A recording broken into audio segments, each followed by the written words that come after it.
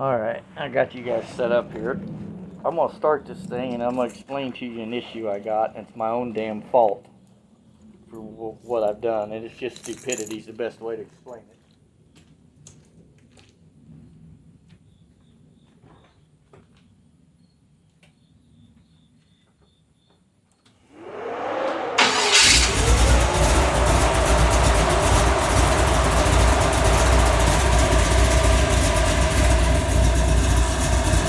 I don't know if you can hear it, but you see how that cam's thumping and chopping? Yeah. That cam and a stock torque converter are not happy together right now, and I'll tell you what it does.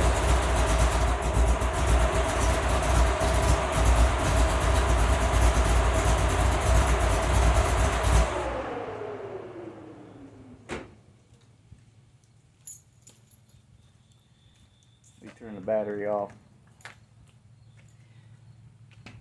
And I'll tell you what the problem is. You got a cam in this thing that's 293, 311 duration. It's 580, 580 lift on a 107 lobe separation. It's a hydraulic roller. It's a big hydraulic roller. It's what I wanted. Well, and all the hurry and hutch and everything trying to get the engine back in this, I completely blew off the fact that I was going to have to put a converter in it. Howard says minimum 2400 stall. It's got a bone stock turbo 350 for a 76 Chevy truck, 12-inch converter in it. Okay, well, problem is you have to idle the engine up a little bit so it wants to slam into gear because it's locking up at 900 RPM. The converter's already in the game. Another thing that happens is when you put it in gear and you try to give it gas or tries to idle, the truck just wants to shudder because the lope of the cam, all that duration, all that overlap, and you go to give it a little bit of gas, it just compounds it and it'll make the whole truck just shake and shudder. That's no good. So I got to now slide the transmission transfer case back here in the next week. As soon as the converter gets here, I ordered it about 30 minutes ago from Jegs. I ordered a 24 to 2800 stall to put in this. I'll have to slide it back and put it in here. Another issue we found is on the steering. One, the toe end's all fucked up on it, so I knew when I took it around the block, that and the converter issue, it was going to be a handful. Okay, I can handle the shudder. It don't really lurch that much in the light when you stop because the truck's so heavy, but the shudder, because the converter is more or less the thinking that there's a load against the transmission. The modulator valve says, wait a minute, we got a load put against it, and it starts raising line pressures, and then, of course, you have trouble. But the steering also was an issue. When they put the 6-inch lift in this, they put the lifted steering arm on it, but they didn't put a drop pitman arm on it.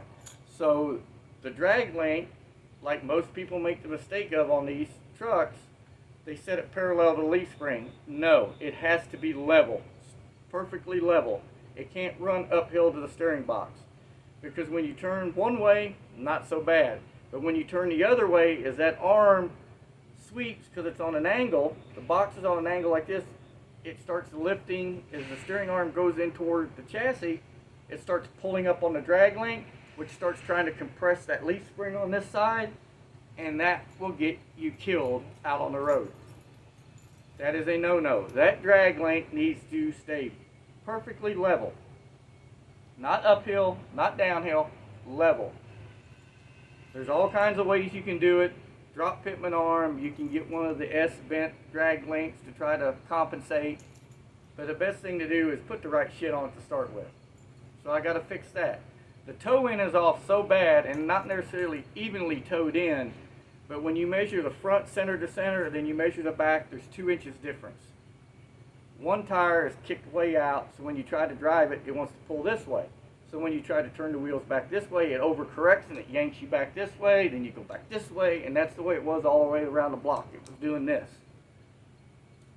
So since most of these people around here, you would think where I live with all the farmers and stuff in the older vehicles, they'd know how to set the drag link distance and how to set the toe and everything on one of these old trucks, chassis. They don't. All they know is the new shit. So I'm going to take it up to where my son works at the dealership, put it on their rack Saturday after business hours, and I'm going to set the tow and get the drag and everything set. Hopefully Saturday. I've got a new red cap steering box because this one's leaking fluid like a sieve, and it's got almost a half a turn of play in it, which we were going to do that anyway. I just got anxious to drive around the block. I'm going to change it out, box the old one up and send it back to the $300 core charge on it. And then I got a drop pitman arm from Skyjacker so I can straighten the drag link angle out and get it leveled out. Then we'll go up and get it aligned. The new windshield's in it, the hood's on it. As you can hear, the engine runs very well. There's no noise, it's perfectly quiet. But the issue lies in that stock 12-inch converter and that big long duration cam with that short lobe separation. It don't work. Like I said, you put it in gear, and because of the cam, the whole truck then wants to shudder because of it. And you give it a little gas, it'll come out of it. But if you're sitting at a stoplight and you go to take off, it's going to shake your teeth out of your head.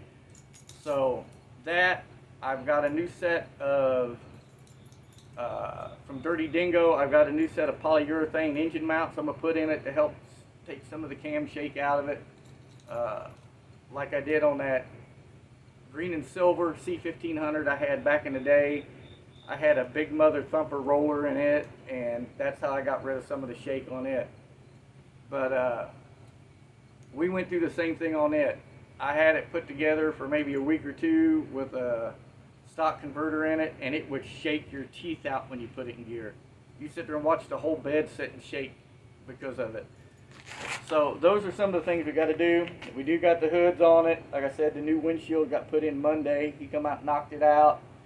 I've got to go get some little amber bulbs for the side marker lights because mine are clear but they're smoked. So I need an amber bulb instead of a clear bulb because the factory lens would be yellow. That way I can get the grill put in it, get all the lights in it. All the interior's done. It's all put back together. I just need to take my wife's handheld thing on the carpet cleaner and go over the door panels and get the dust and shit out of them and vacuum the carpet. Maybe go over the seat once. But other than that, it runs fine. Carry 60 pounds of oil pressure, hot, with 5W20 Royal Purple in it. I don't care if it's synthetic, but that's all I had. And Morel wants you to use a lighter weight oil to run these lifters in with. I don't know why they think you need to break in a roller lifter, but anyway. I'm going to dump it out, put some VR1 in it. I don't care if it's synthetic oil. You mix synthetic oil and moisture together, you get snot. So it's an older engine. It will draw condensation in the cooler months.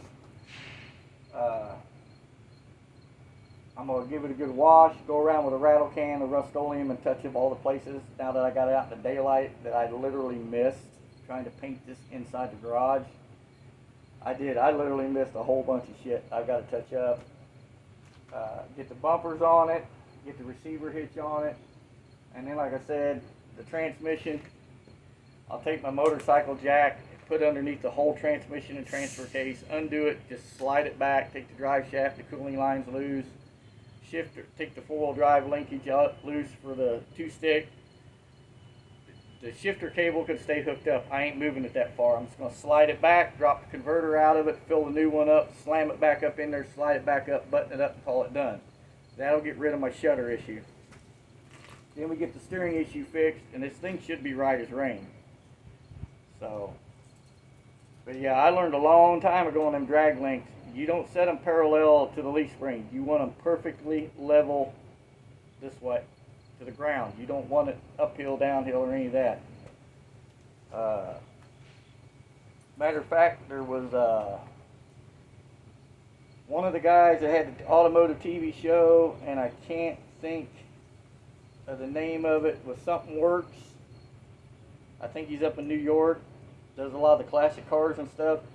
They had a 57 Chevy pickup to come in there with a four-wheel drive that had the same issue because the drag link geometry was all fucked up on it, and every time you try to turn, it was compressing the suspension on it.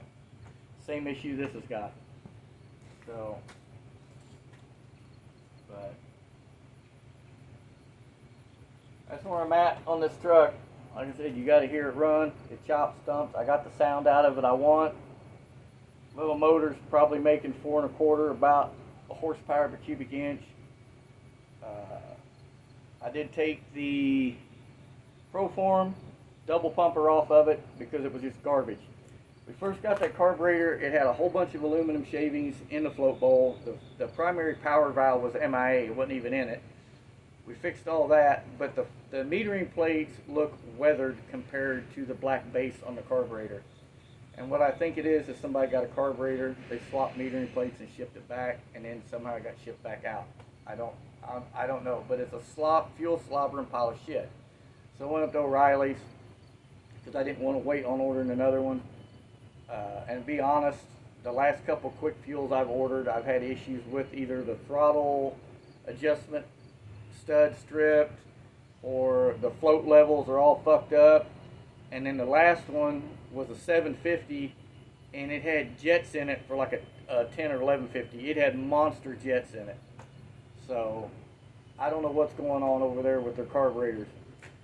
So I went up and bought a 750 Edelbrock ABS and put on it.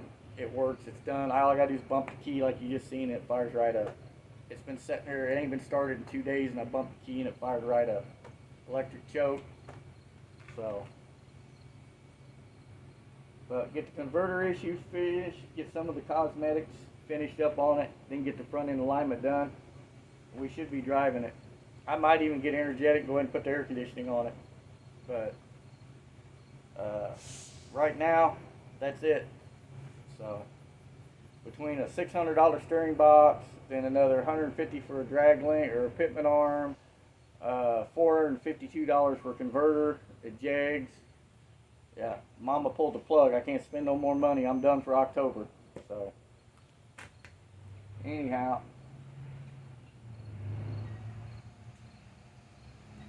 well, there goes another fine Ford truck off to the dealer to get fixed. I wouldn't own a new Ford. He could give me a fleet of them. Anyway, I like my old shit because I know what I got. Anyhow, there you go. There's an update on this. So, I gotta get ready to go get the grandson at grade school. Go get us a Slurpee, come home, finish cleaning up my mess and my tools and my parts. My front drive shaft is laying over here. I gotta paint it, put it in, and maybe get the grill put in it. So, till the next one, everybody stay safe. God bless. Later.